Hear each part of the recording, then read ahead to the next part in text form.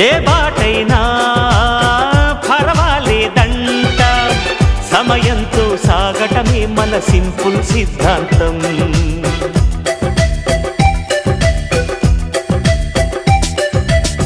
చిరుగాలికి పరిమళమిచ్చే సిరిమల్లెల వనమై ఉందాం, గగనాన్ని నేలను కలిపే హరివిల్లుల వంతెన అవుదాం.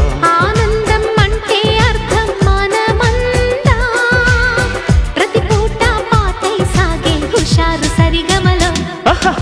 ఎన్నో ఎన్నో రాగాలుండే సంగీతం కాదా, చల్లకి నవ్వుల కేరింత.